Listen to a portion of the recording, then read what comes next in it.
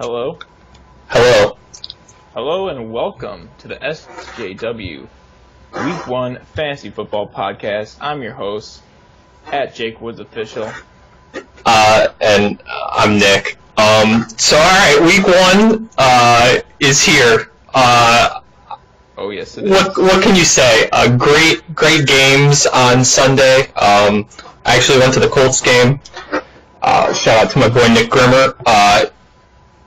Good game. A little unfortunate about the Colts loss. I know you were a little disheartened by the Bears' second half performance. I would imagine. I guess you could say that. Yeah, I'm kind of trying to get rid of it from my memory right now. Just Aaron Rodgers kind of came in and ate everybody's dinner, and yeah, that happened. Yeah, but the NFL Week 1. I'm just glad football's back. I'm glad fantasy's back. I'm glad this podcast is back for Week 1. So we're taking your feedback in from the preseason episode. I'm using a different mic this time, so hopefully the audio levels are better. To see if the audio actually works with mine and yours. We should have tested that before we actually started this, but I actually did test that before we started this, and it sounded pretty good. Like my level and your level. I listened to our previous. We don't want to get too sidetracked. All right, up to the first matchup. So we're gonna go through the matchups in this show. We're gonna have a little dialogue back and forth. We're gonna go through the standings. We're gonna look ahead to next week. It should be a good time. We're gonna start you off with our first matchup of the week. We've got Woodlow with the Kanye West Coast offense putting the hammer down on me, human music. Wow, Woodlow. Just to look at this, 144 points for Woodlow's team. Including 29 from Phillip Rivers, 24.5 from Emmanuel Sanders. Jared Cook had a crazy week, 9 receptions for 180 yards. Wow. Devontae Adams, Mixon, who I'm a big fan of this year, and he even overcame a negative 7.5 output from the New Orleans Saints defense in the Ryan Fitzmagic. Yeah. That was just awesome. It was a great game not a great game, but a fun game to check up on. And I gotta say, Woodlow's team really played well. Josh Gordon caught a touchdown. He really didn't have any besides his defense. The defense. I mean, Cohen was okay. It was all right. Yeah. I mean, putting Tariq Cohen as a flex option, it's kind of boom or bust. You kind of know what you're getting into when you do that. But Woodlow's team really looked good. Yeah, your team, not good. Stafford, Drake Rose, running backs, awful. Honestly, Alex Collins, that game was just weird because they were up by a ton. And if you remember last year when Alex Collins just got started, he had some fumble issues, and that was the big thing against Alex Collins, was they benched him for fumbling last year, and sure enough, this year, benching him for fumbling on the first game. Of course, I still think Alex Collins is a solid RB2. I think he's going to continue to be involved, but that's just an unfortunate matchup. James Conner, can you talk a little bit about the pickup and what you're thinking with that situation? I have Le'Veon Bell in the other league, and he's not playing. So I figured, hey, I'll try to get James Conner in both leagues, but only got him in this league. But I figured I'd throw him in as a flex. And this is a good transitional point to switch up, and that was a good matchup. You and Woodlow. We'll see what happens when you guys play again later in the year. I want to transition to my matchup and talk a little bit about Ben Guzik's squad, including, I guess not including Le'Veon Bell. Very sad. Unfortunate for Ben Guzik. Obviously, that's the guy he wanted. He took the second pick. He knew what he was getting into when he took it. I mean, I don't want to say Ben screwed up, but to be fair, earlier in the season when we drafted, I don't think it was as big of a concern, and no one really pictured him holding out past week 1. That's exactly it. But you can say Ben had the pick. He could have picked anywhere 1 through 12, and he went with 2. He went with Le'Veon Bell, and that's that's the unfortunate part, is that he knew it was coming and he wanted it anyways. And Le'Veon Bell I don't think there's not much to say about the situation because a lot of us just don't know. There were some rumors in the offseason that he would get traded. I know the Jets are a target. He actually, this not to be a homer, but he has been liking a lot of the Colts' Instagram posts. If you go down, this is common. Anytime they post TY or Luck, Bell will comment some flame emojis. So I'm not even saying I want Le'Veon Bell on the Colts. I guess saw it'd be some kinda updates cool. in the other Yahoo leagues saying that Steelers aren't even considering trade talks, but we'll see how. I don't know how you handle a situation like that. It's like the Max situation where it's just so far gone now. The two sides aren't going to reach a deal. Is he even going to show up this year? I mean, Who knows? I would imagine, and from what I've heard, week 8, week 9 is the minimum before it doesn't count as a season. So if he were to hold out the entire year, the Pittsburgh could re-tag him, and then the same thing would happen next year. But I doubt they would re-tag him if he sat out the entire year on their team. So it'll be interesting to see. At least if he doesn't come back within the next week or two, is week 8 or week 9 that target for him? Which would be really unfortunate, especially for Ben Guzik and for you in the other league. So just to go through our matchups, I had a pretty good week. Alvin Kamara, 38.6 points, 3 touchdowns. New Orleans Saints, man. Michael Thomas, 16 receptions for 180 yards and a touchdown, 30 points for me. They really just carried the team. I really didn't have that great of a week. Doug Baldwin got hurt. That was bad for me. I had a cool, I kind of rolled the dice with James White, and it ended up working out. I thought to myself, if anyone's going to play James White any week 1 against the Texans is the week. And it actually did work out. So I'm going to be looking around to see what I do with Doug Baldwin. Ben's team didn't do awful. He had a good performance by the Jags defense. John Ross caught a touchdown against my Colts. I actually thought that was Tyler Boyd when I was at the game, but I looked and it was John Ross, and Ben Guzik was up 7 points. Mike Evans had a huge game.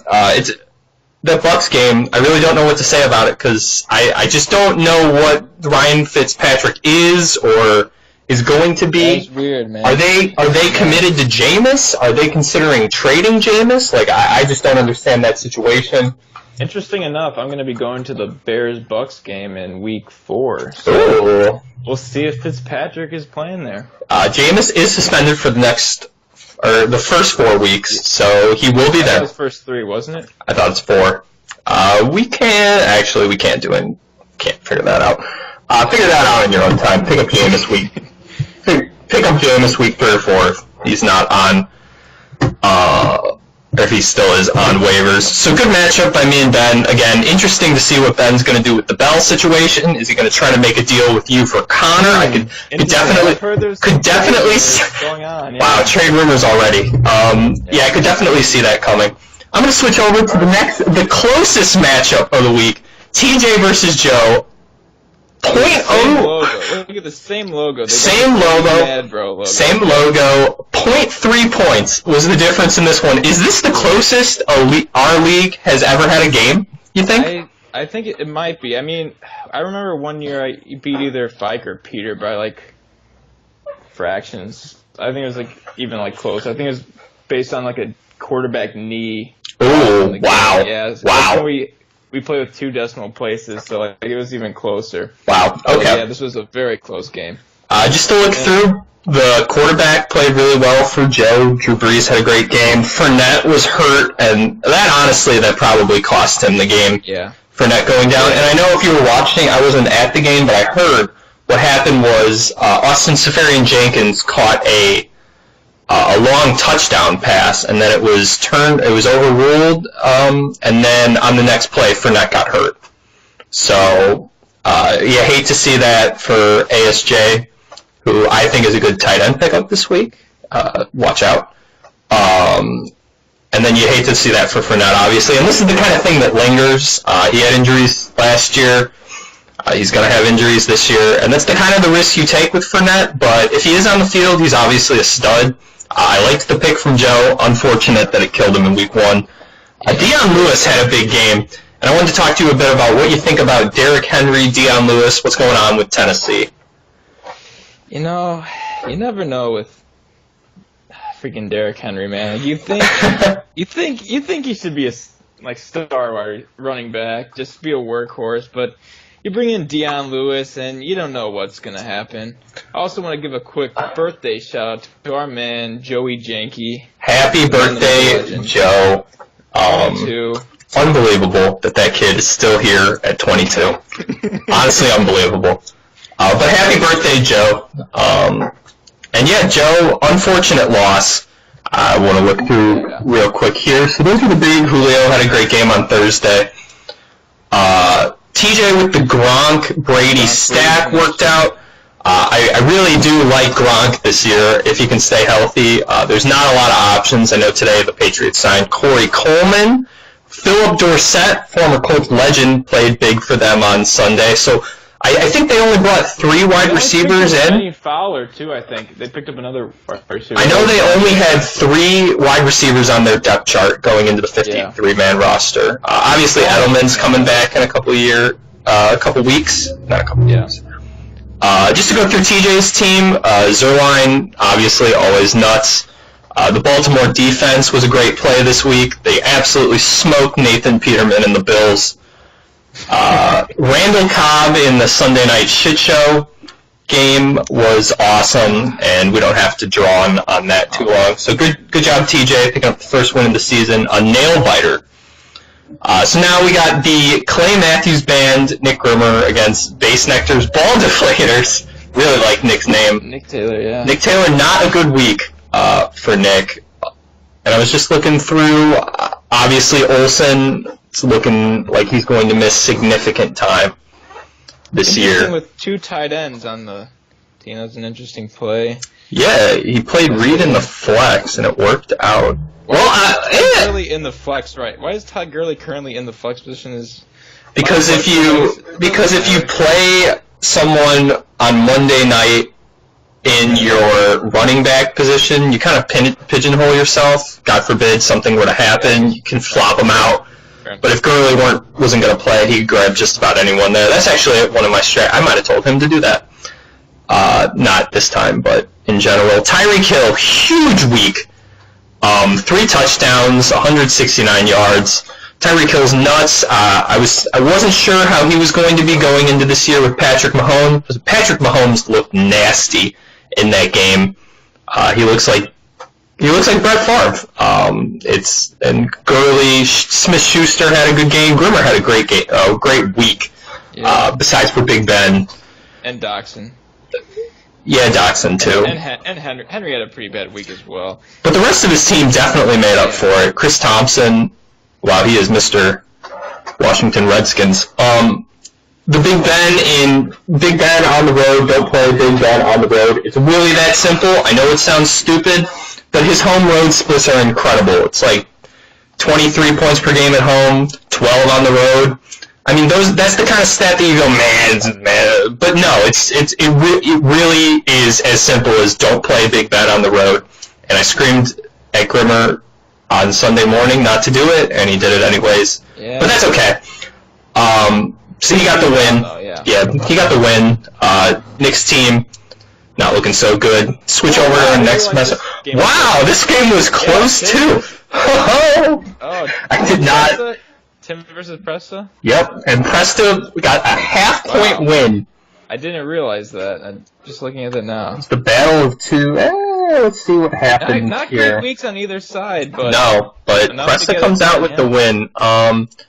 See, Odell had a big week for Tim. Demaryius Thomas caught a touchdown. Golden Tate, I didn't realize, put up 18 or 17 and a half points on Monday night. That probably kept, and the Rams defense put up 14. So I bet Tim was looking pretty until the Monday night game. Yeah. Matt Ryan, not a great game, but he was playing the Eagles and on the road opening. That's a tough matchup. Cooper Kupp had a nice game though on Monday night too, though. So Cooper Kupp caught a touchdown. Cooper Kupp might be the best Rams wide receiver this year, if I had to make a guess on it. I know Brandon Cooks. He's a stud. He's a speedster, man. But we'll see how Sean McVay uses him in that offense. So wow, we didn't realize this game was that close, but Presta picking up a win. Tim, first year back in the league. Welcome back. Unfortunate loss. Just a half point. And I'm looking here, Trey Burton. I had him in a different league. What happened with Trey Burton on Sunday night? You know,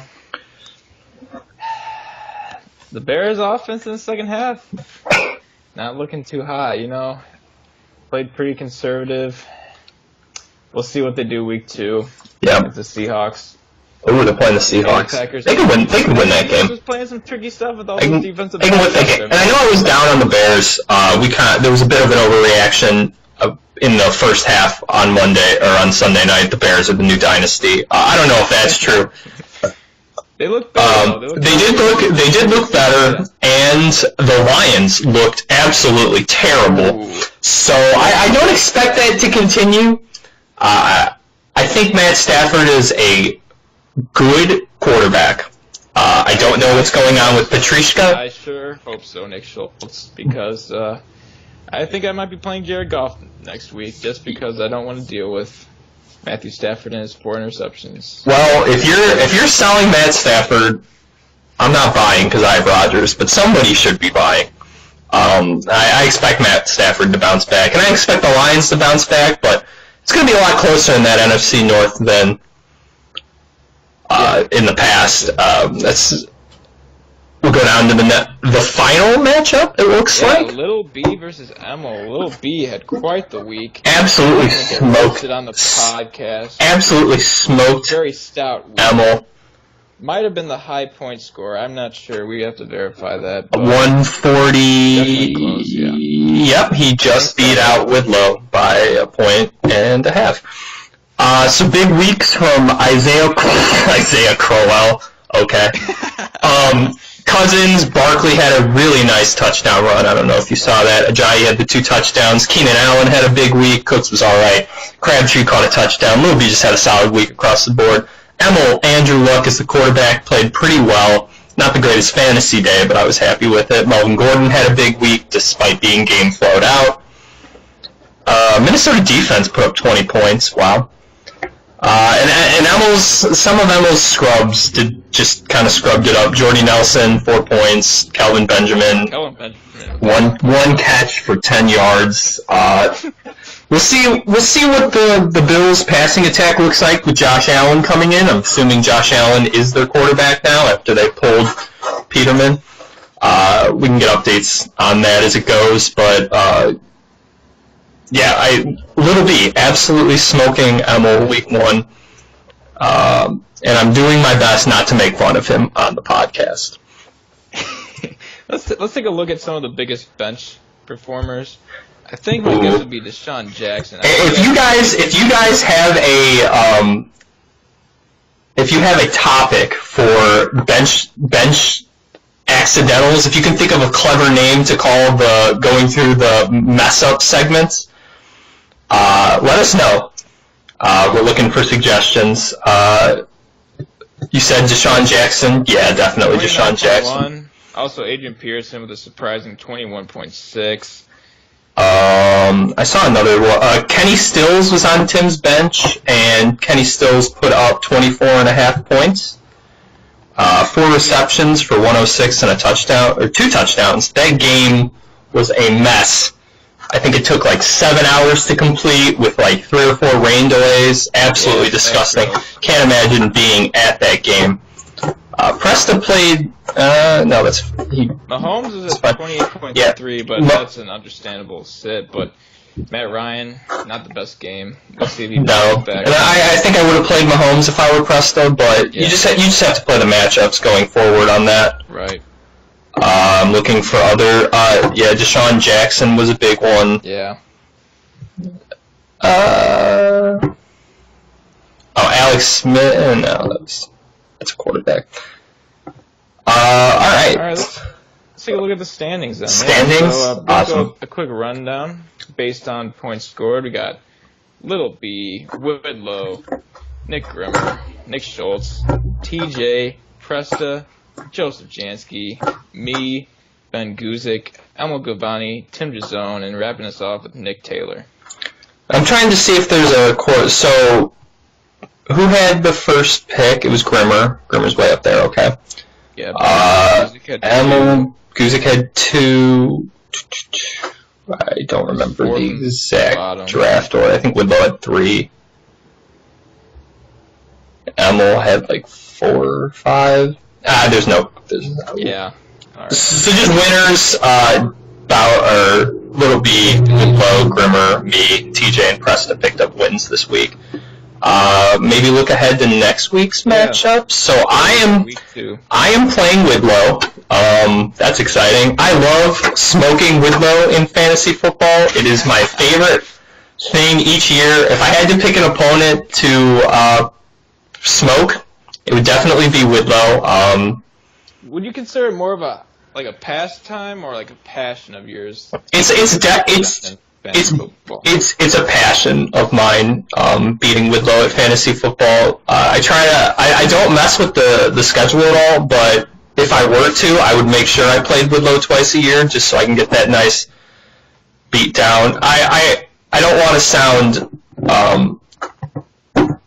I don't know the exact word for it, but I have smoked Woodlow pretty consistently in fantasy football over the last few years. So Woodlow, if I'm sure you're listening, come at me this week, and we're both 1-0. We'll see how it goes. Grimmer's playing Joe in the battle of the Aaron Rodgers supporters. Ooh, yeah. That's going to be an interesting matchup. So far, I don't really like the projections at all. Nobody really. They're pretty loud in the group chat after the game. Yeah, as they should be. To be fair, though, the group chat wasn't really going crazy on the Bears are back. I feel like it's it was definitely. I took the blunt of it. I wasn't calling anything. I knew the Packers are the Packers and the Bears are, they're the Bears and they like losing a lot, especially in Lambeau Field. So. It was definitely a Twitter thing that really set it all off. I saw a couple people on my feed very excited about the Bears, and then all of a sudden not very sad about the Bears. And if you didn't watch the Sunday night game, what Aaron Rodgers did was absolutely incredible. And I hope he is back for week 2. But I could definitely see this being the kind of injury that obviously he was able to come back and play, but it's definitely going to linger. Yeah, and we want that man healthy. So, absolutely not.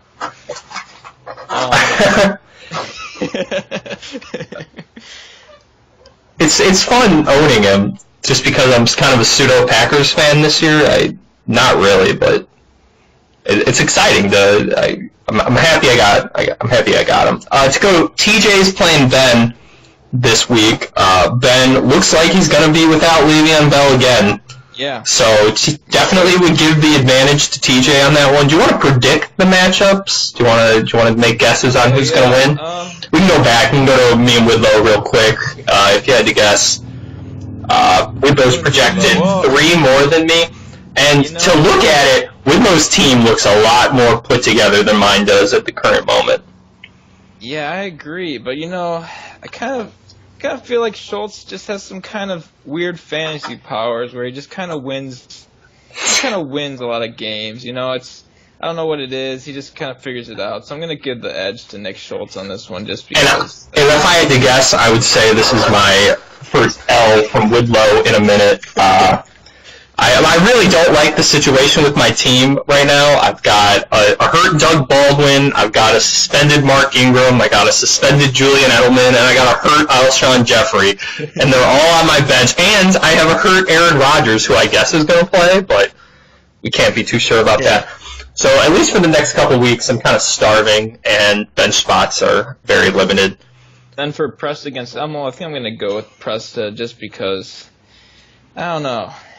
Emil didn't have a great week. I guess Presta didn't have a great week either, but he's projected to win by about 7 points. So, just quickly looking at the matchups, if Emil could unflex and find someone better to play than Kelvin Benjamin each week, that would be absolutely ideal. Yeah, that'd be it's kind of the weak spot on the line. I'm just gonna say, and I bet Presta plays Mahomes. Yeah. Ooh, on the road at the Steelers, or he can play Matt Ryan against his Panthers. That's going to be interesting. We're at about 25 right now. That's okay. We'll just keep on. Around like 30-ish. Yeah, we'll just keep it going. Grimmer versus Jansky. Depending on the Fournette injury, it will be interesting. They are playing the Patriots. Julio's against the Panthers. Julio always fucks the Panthers up. It's awesome. But Ben's at home against Kansas City, who doesn't have a great defense. I'm going to give the edge to Joe Jansky on this one with the projections. I will take Joe beating Grimmer week 2 as my pick. For similar reasons as well. TJ versus Ben. I'm going to give the edge to TJ, obviously, mostly because of the Bell situation. Yeah, the Bell situation's a mess. And when it works, the Brady Gronk stack is incredible. Tim versus Nick Taylor, and I'm going to give the edge to Tim DeZone on this one. I like how his team's rounding out. Really not really a weak spot, I don't think. And with Nick, now that Olsen's hurt, it's going to have to slide Reed into his tight end slot. It's going to have to figure out who to flex. He's going to have to get rid of Marquise Lee. Definitely has, on the IR. And he has a third tight end and a Cameron Bray, and he's got a kicker on his bench. Honestly, Nick, you may want to consider, if you're listening to this, you may want to... He's going to win this week. Oh, no. He's going to fix his roster. Antonio Brown's going to have a big week against Kansas City, and my boy, Steve McCoy, is going to... No, he's not going to run over the Chargers. But Russell Wilson might have a pretty good game against Chicago, so I'm going to give it to Nick Taylor. And I'm going to take Tim on this one. Nick, if you're listening, get rid of that second kicker. And Marquise Lee. Pick up some scrubs, throw them in your flex, and hope for the best. Final matchup, we're looking the Bowitz brother matchup. Wow. Week 2. The Bunker Boys. It's unfortunate that you guys aren't going to be together to talk shit. I'm actually gonna go down Sunday with my dad to have either lunch or dinner with Lil B. So. Ooh. Never mind. It'll be right around the right as it's peaking. At that point, yeah. That'd be cool. To just look through.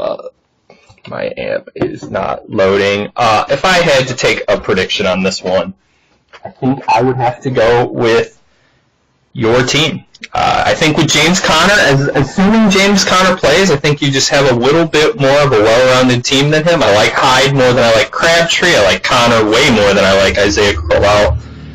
Shaquan Barkley against Dallas on Sunday night, that might be a coming out game for, I know he had a good game last week, but that is the kind of storyline I could see them leaning heavily on Barkley, and for the Cowboys to lean heavily on Zeke. You kind of have a sketchy situation with your running backs right now. They're all okay. Like I was telling you earlier, I like Kenyon Drake, but I'm not in love with him or anything, and Ajayi is very touchdown dependent. We'll see what you do between Goff and Stafford. I would definitely play Stafford against the 49ers. I think I'm going to say Little B is going to take this one just because, I don't know, his team, I think they're pretty good. I don't know. I like Little B's team more this year than I definitely have in the past. He's due for an injury. You set them back. Yeah, he's due for a couple injuries, so if that happens. And just to circle back real quick to talk about a team that I normally don't like, but I like a lot this year. I'm normally not the biggest fan of Grimmer's teams. I normally look at it but I do like Grimmer's team this year. And Joe Jansky's teams, he went super Packer heavy last year. It worked out for him for a little while until Rodgers got hurt. I like his team a lot more this year. It's a little more balanced. It's not one of those, it's not like if Rodgers goes down, his season's over this year. So I like Joe's team a lot more than I liked in previous. And just to shit on a couple teams, neither of our teams are as good as they normally are, I would say, at this point. Obviously, it's week 2 and trades happen and waiver pickups happen, and we'll see how it goes. But I'm excited about this year, man. This is a fun week 1. It was fun doing this podcast. Let us know if you would like to be on a guest on the pod. We're going to make these longer, I guess. I guess we went 30 minutes or so this time. Yeah. I'm going to try not to. Yeah. I guess lengthwise, If it's too long, let us know, but we're just going to go until we run out of topics and run out of things to say, and if it's around a half hour, I think that's a good place to be. If you want to be a guest on the podcast, you can either text me in that chat or let me know. We record this like Tuesday nights normally. That might change depending on how schedules work out, but Tuesday, though. probably Tuesdays for the time being. Just let me know if you'd like to be a guest. Let me know if you have any feedback. Ballots, it is always a pleasure. It was great, man. I'm looking forward to the next week, and we'll see all you guys next week. Thanks.